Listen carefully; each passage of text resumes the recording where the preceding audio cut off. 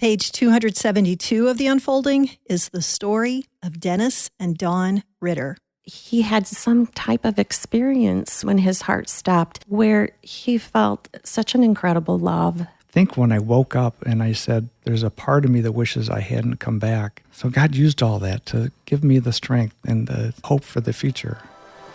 God's story has been unfolding. Since the beginning of time. He invites you to be a part of it. Wow. Another page in The Unfolding.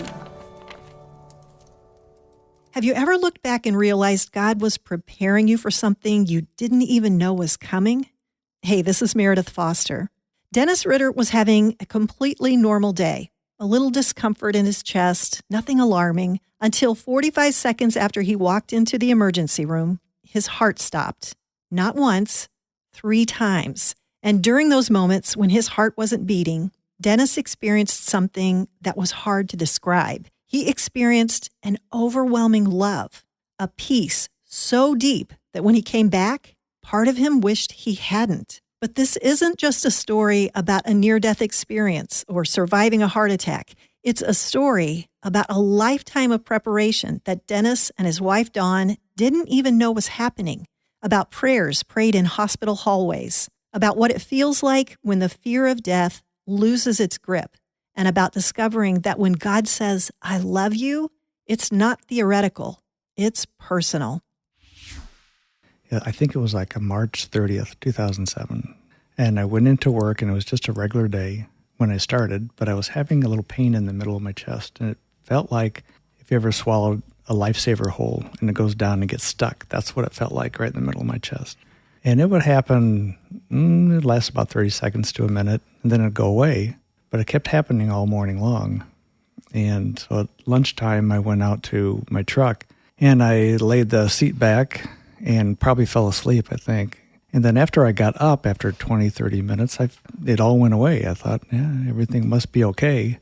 I kind of thought about, could I be having a heart attack? And I thought, no, my blood pressure is fine. My cholesterol is being taken care of. So I put that aside, thinking it's something else. And then when it went away, I thought whatever it was doesn't matter anymore. And so after work, I went to, drove 2.5 blocks to get to the gym, and I worked out. And I generally, I'm lifting weights. I don't think I ran, but I'm lifting a lot of weights for half hour, 45 minutes. And drove home, was doing fine. Wasn't thinking about this at all until I got about half a mile away from home, turned the corner to go into our subdivision, and all of a sudden my chest just started exploding with heat and fire, and I've never experienced something like that. I wasn't thinking heart attack, I don't think, because the pain was so overwhelming. I couldn't think of anything other than this hurts. And so I got home and was changing clothes in the bedroom, and I couldn't finish changing clothes. I felt so bad. So I laid on the bed and I called Dawn and just told her, Dawn, I don't feel good. I don't feel good. And then... Yeah, our daughter, Karen, and I were in town and got his phone call. He had been through lots of different visits with the hospital and different physical things throughout his life. And so I thought, okay, you're not feeling well. And I asked him, I said, do I need to call an ambulance? And he said, no, just get home as quickly as you can. So Karen and I think we were finishing a meal out, and as I think back, I thought, I hope I paid for that before I left the building. But we got in the car, and this was back in 2007 when we didn't have smartphones, but we had cell phones. So I didn't have phone numbers saved of friends and family, but I thought of a phone number of a neighbor that I could call. And it was the only number that came to my mind. So I quickly called a friend, thinking that she would answer the phone and maybe could go over and check on Dennis as we were hurrying home. She wasn't home, but her husband unusually was home at about 3 o'clock in the afternoon, and he was working on his truck that had not been working that day, and he was working on trying to get it started. And I asked him, I said, Bill, could you just run over quickly and check on Dennis? We're on our way home, but he doesn't sound good. And Bill said, yes, I will do that. And he had young kids that were home with him at the time, at the age where he felt like he could leave them for a few minutes. And so he ran over, saw that Dennis was not doing well at all, and called me right back and said, meet us at the hospital. So Karen and I made a turn. We turned on the Christian radio station and we started praying out loud all the way from where we were over to the hospital. And in the meantime, Bill was helping Dennis. Yeah, he helped me get dressed and got me into his truck. And then he says, where's the hospital? He didn't know where it was at because he hadn't been in town that long. Oh, wow. And so I'm thinking, what's the quickest way to get there? So we were driving down the road, and it's kind of funny because I kind of jokingly said this. I said, on my computer is a file called "If I Die, Look Here." Tell Dawn where that's at. It's on the desktop. And I didn't really mean it that seriously, but just in case. Did you think at that point you were having a heart attack, or did you have any idea what was going on? I just had no idea. I've just had so many different things. I just thought I'm sick with something. Yeah, so I figured I'd be coming home. But then I remember telling Bill to turn here, and then I don't remember anything after a while, after that for a little bit. And then he told me he got a little bit lost because I had gone a little bit unconscious. And the last thing I remember was opening my eyes and saying, it's down that road, it's 2 blocks, there's a hospital. And that's all I remember after that, until waking up after the heart attack. So Karen and I had arrived at the emergency room probably a minute before Bill and Dennis, and we were there waiting, and Bill wheeled Dennis in. He was still conscious at that time. I said, Bill, thank you so much. You can take off and we'll let you know how things are going. And the nurse took us into the triage area. My daughter, she was a junior in high school, and we were standing there in the triage room with Dennis in a wheelchair, and the nurse said, I'll be right back. I'm going to step out for a minute. And, right in front of us, his heart stopped and he went into kind of like a seizure where, the body was just shutting down. And we just cried out for help. And the nurse came running back in and grabbed the wheelchair and said, here we go, and wheeled him away. And just moments later, over the intercom, we hear, code blue, code blue. We were just overwhelmed with emotion. And I remember looking out into the waiting room, and people were watching us going through this. And the chaplain at the hospital came and found us right away and ushered us into the waiting room for grieving family and said, who do you want us to call? And both of my parents had passed away years earlier. We didn't have, the only family that we had in town was Dennis's brother and his wife, who happened to be in charge of the emergency room. She was a manager at that hospital. And we had just been at her father's funeral down near St. Louis the day before, so we knew they weren't in town. And as we described this to the people who were helping us, they said, no, Dave, his brother, is back in town today. We know. We've been in contact with Lori, who is the sister-in-law who works there at the hospital. And she said, we'll get a hold of Dave. In the meantime, we are in the room praying in this little room with a chaplain. They're trying to find help for us. And the cardiologist was really not happy that we had driven ourselves to the hospital and not called 911. But you see, we lived out on the edge of town where we have a local fire department that comes first but doesn't transport into town. And if we would have taken the time for Karen and I to arrive home and then to wait for transport, it would have been too late. And that transportation didn't have a defibrillator at the time, so there's no way I would have made it. Mm-hmm. Well, we've already seen a few miracles already with Bill being home when he wasn't supposed to. His truck was not supposed to be working, but for some miracle reason, he said it was like a miracle that he got his truck working.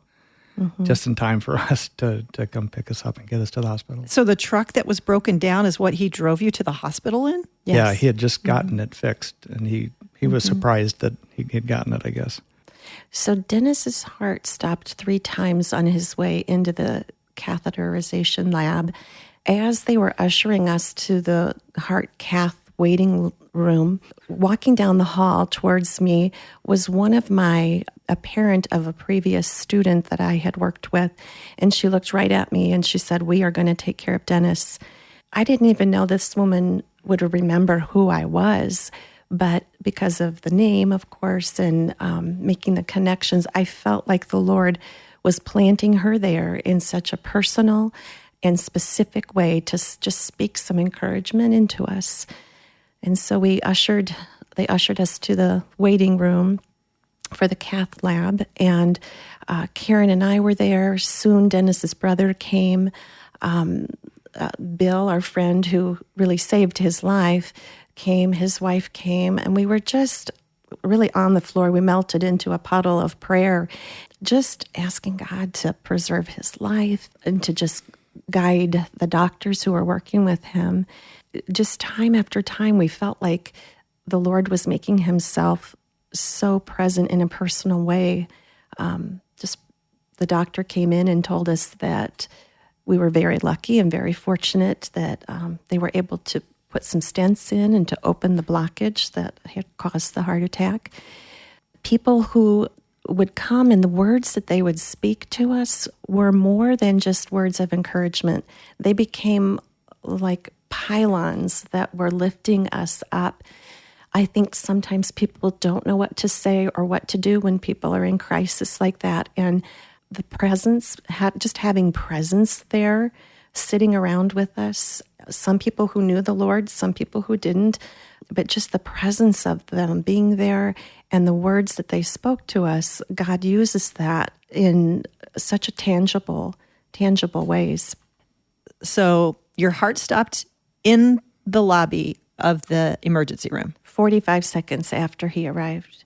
Tell me the medical process that went, because you said it stopped 3 times. I wanted to make sure I understand exactly what happened. Right. So when he was in the triage room and he went into that seizure, his heart had stopped and they whisked him over to one of the emergency rooms. They got him up on the bed and one of the doctors climbed up on top of him and was starting to do CPR. And then they had to use the defibrillator to bring him back. And so they got him started again that time.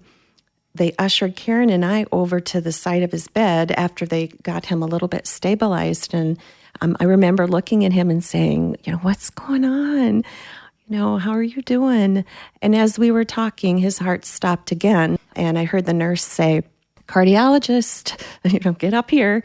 So the chaplain took Karen and I back over to the waiting room again. And we just were in the hallways of that emergency room, just crying out to the Lord and just speaking truth and claiming life and peace and power. I don't know what the chaplain, we kind of took over in prayer. And he was, a source of encouragement too for us. So it had stopped twice, and then on his way at some point to the between the emergency room and the heart cath lab, it had stopped again, and so they had to defibrillate him again. So 3 times he was brought back to life. And when a person goes through that, something I don't know specifically what happens, but the whites of his eyes turned black because of being defibrillated 3 times. My son took a picture of that. I've got that at home. And he was quite ill after they had got him stented. They put 3 stents in, opened that circumflex artery that's been part of our story now for years. But he was quite ill through the night, and I stayed with him. We had a friend take Karen home, and I remember staying with him that night and just watching him like a hawk and watching his heart, his breathing, his chest rise and fall, and just be so thankful that God had preserved us and walked us through this particular episode in his life.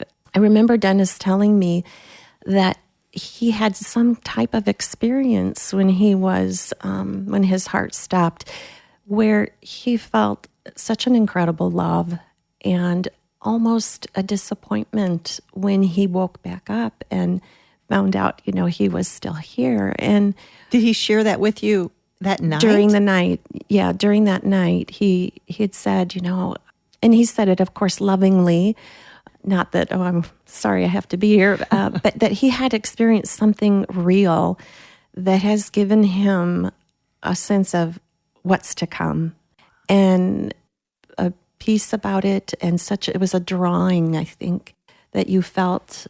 Yes, and there's more to that part too. So the day before my heart attack, we went to a funeral of my sister-in-law's father down in Southern Illinois. And so I'm getting dressed to get ready for this funeral. And in my closet is a 8x11 picture of my dad's face. We used that for his obituary 5 years ago. And I walked past that picture, which every time basically I walked past it, I'd look at it, and not think much. But this time I stopped and turned back around again. And I just stared at it, studied it, because it seemed like he was looking at me. And this is before before that first funeral. So I'm thinking, it looked like he was alive for seconds. Enough to stop you in your tracks. Enough to stop me in my tracks and just look at it and think, Dad, are you talking to me? And I thought maybe this was happening so that I could give some comfort to those the funeral I'm going to. And I come to realize it was more than that. Somehow I think God was allowing him to speak to me, maybe to say, "Gonna see you soon. Looking forward to seeing you." Whatever, I don't know what it was that was being expressed to me, but Dad was alive that day. Dennis had no idea that moment in his closet, staring at his dad's picture, would mean anything more than a passing thought. But the very next day, everything changed. And what happened after that would reshape not only his life, but his understanding of his past and his future. Our son had just been, we'd just taken him that fall to Azusa Pacific University out in California, a long, long way away. And he was preparing to go on stage for a musical that he was participating in that evening.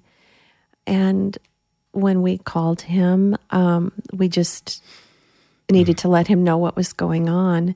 And we had connected with a family out there, and during our time of registration process while we were visiting, and I gave them a phone call and asked, could you go over and check on Ben and make sure he's okay tonight? And this woman and her friend actually went and they participated, and they sat down and watched the musical and waited for Ben afterwards and made sure he was okay. He, knew what was going on, and just the love that these basically strangers who had said, if you ever need anything, we'll be here for you. The fact that they took the time to go to that musical and wait for him afterwards, knowing that he was probably scared to death.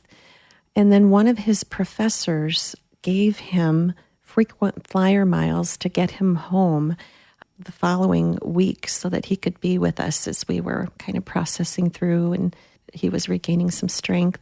So that's another way that God was unexpectedly taking care of the details. Showing up.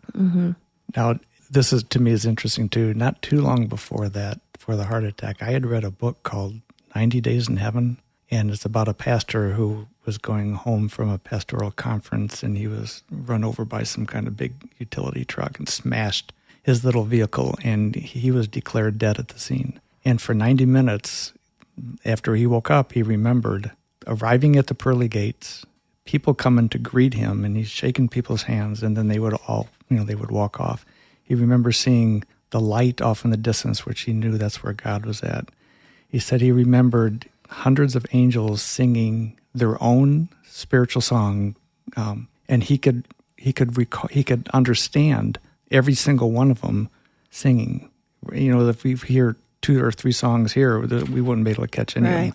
And he said he remembers a color palette that was so far enriched from what we know, more colors than he could ever dream of. So that has stuck in my head for a long time. And I think when I woke up and I said to Dawn, there's a part of me that wishes I hadn't come back, it's tied to that. It's whatever I experienced. I don't remember what I experienced. You don't remember what you saw? I don't remember seeing anything or hearing anything. I just remember being very disappointed because something happened. Wow. I remember you saying that you felt this incredible love and peace. I remember you sharing that. I mean, Dennis has had another heart attack since. 2 years later, he had another heart attack, and he's got 5 stents now that are working to keep his heart open and operating, and he exercises regularly like he always has. I think it makes you just, it's almost like a gift for your marriage, because when you go through something where it's going to be taken away from you, you just have a new respect for it. We're only promised this day, and we take each day like that. Friends of ours ask, we're waiting for the next heart attack to happen, and he'll probably need bypass, and how do you live with that? And it doesn't feel like a burden, because we just take today. It's a gift. It's a gift. And we listen to his heart at night pumping, and we're just thankful for what we have today, because all of this time, the 11 years that we've had, is bonus time. And he got to walk his daughter down the aisle, and he got to see his grandson, come home from the hospital. And so this is all bonus time. But I think part of why Dennis made it through that heart attack is because of all of the other different challenges, physical challenges that he has come through in his life, starting back when you were 6 years old and hit by a car, and you weren't expected to make it through that. Yeah, so recently I was reading a book. My son-in-law gave it to me. It's about a pastor in the Iraq War. He's a Marine. And so he was talking about God's providence and how it was shown throughout some of these Marines' lives, and how their life came to be where it is today.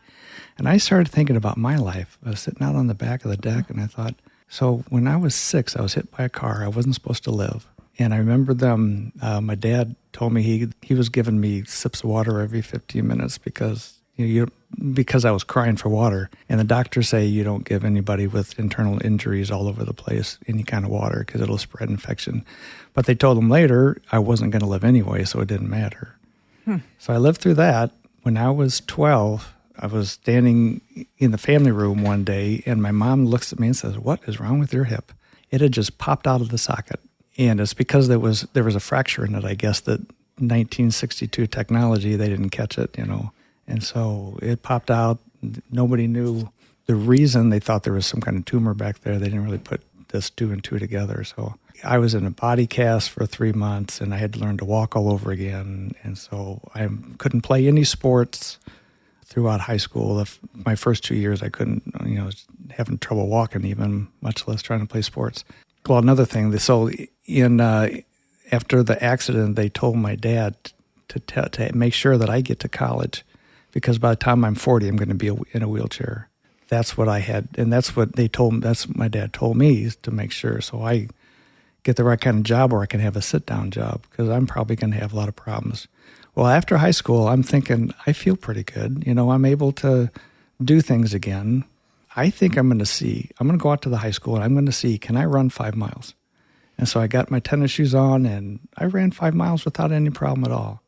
But I'm thinking at this time, I need to do these kind of things. Otherwise, I'm going to fulfill their prophecy of being in a wheelchair by the time I'm 40. So that's what got me started on exercise. Then in the years after that, my dad has, I inherited some pretty rotten problems with blood pressure on my mom's side and strokes, and then heart failure on my dad's side. And my dad went through something like 20-some surgeries because his circulation was so bad.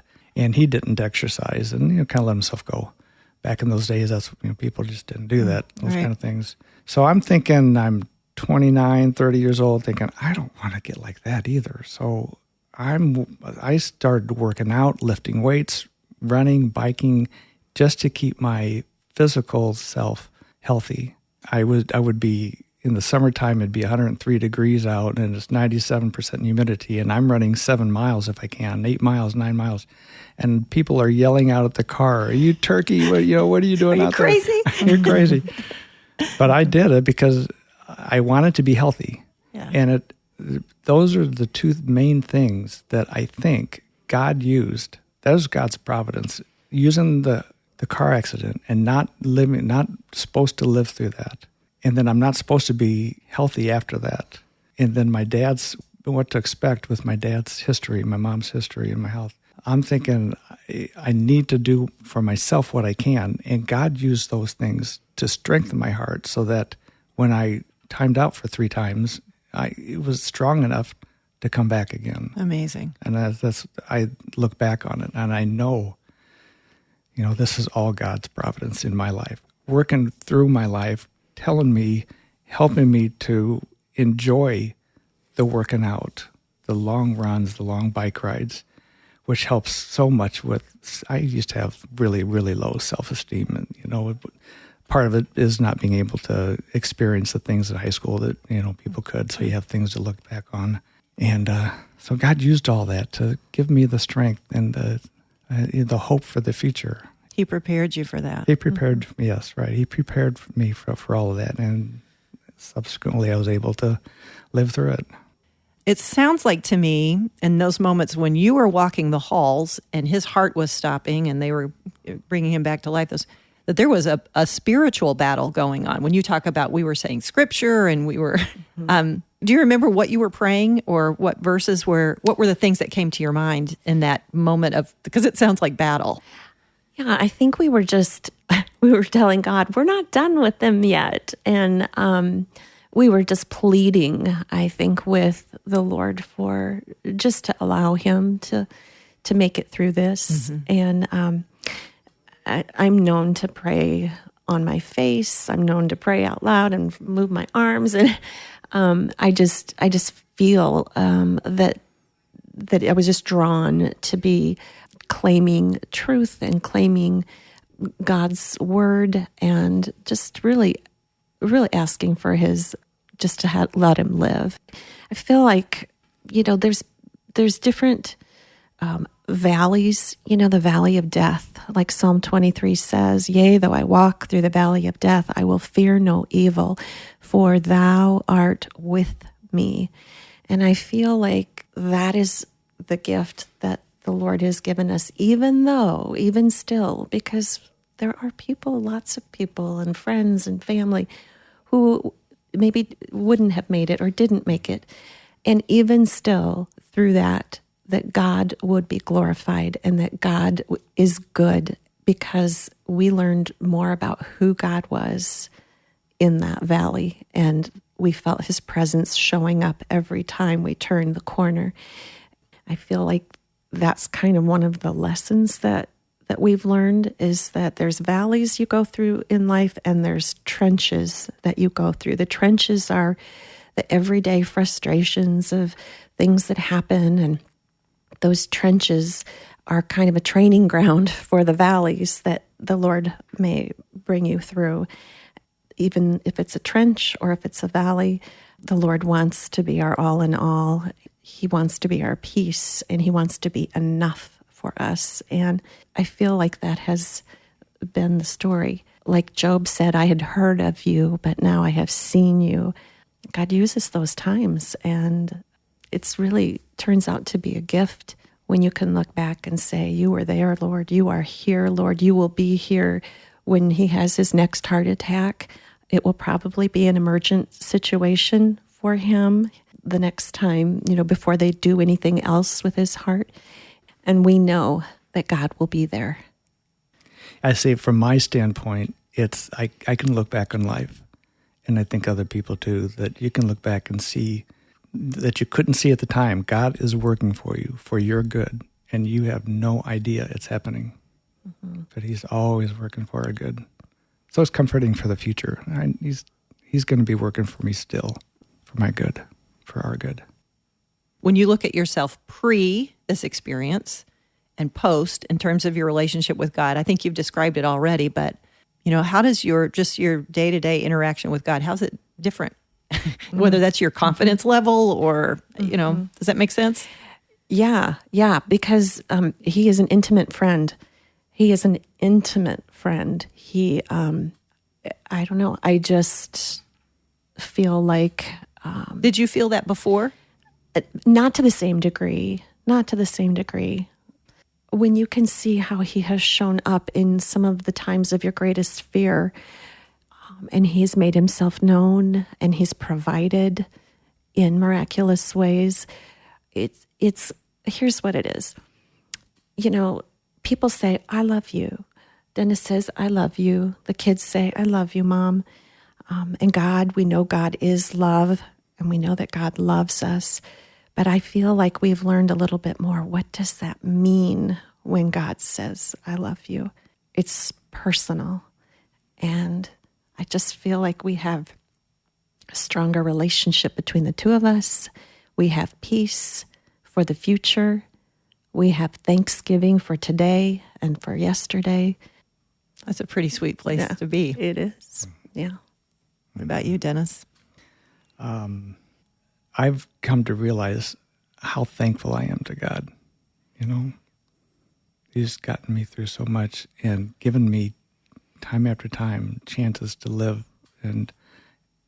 with my wife and be there for her and experience the love that she has. And then I think God is also, even more recently, I've just been understanding that Jesus wants me to know how much he loves me.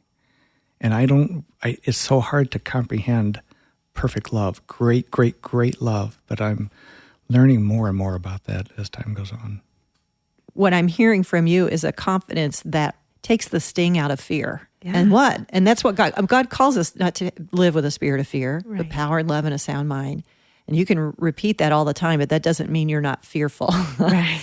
But to hear a real life experience, which would be for many people one of your worst fears. Yes. And to hear you come through it on the other side with an intimacy and a confidence in God, that's pretty powerful. Yes, I agree. It's funny how I think that the fear of death really kind of has lost its sting. But why do I fear over the little things? It seems like those are the hard things for me. That's where I need to continue to grow is, man, if God can do this and he has done this and he will do this and his word says he'll do this, why do I fear the everyday little things that get in our way? Yeah, that's good. 2 days ago, I was biking into town. I haven't told you this, Dawn. Uh-oh. A car comes past me, and I can see that car in my side mirror on my bike. But then a little red car came zooming past right after that, which I didn't know was there.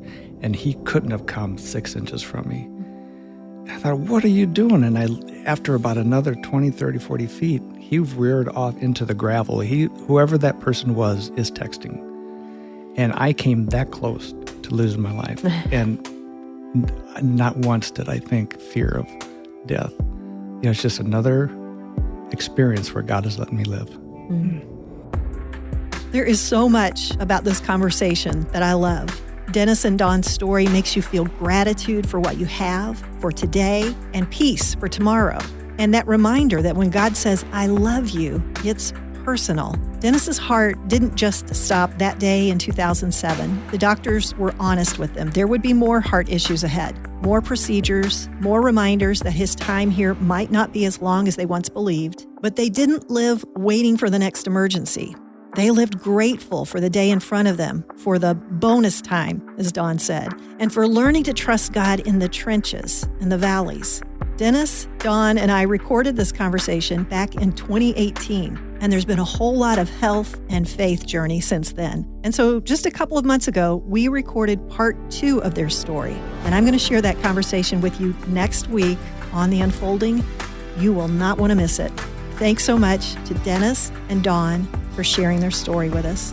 Thanks also to the team that makes every episode of The Unfolding possible. Michael Shermack and our producer and network director, Jason Rackow. The Unfolding is part of Faith Podcasts. You can hear more inspiring stories, including a new epic podcast coming this Easter called The Christ at myfaithpodcast.com. We'll be back next week with another page of The Unfolding.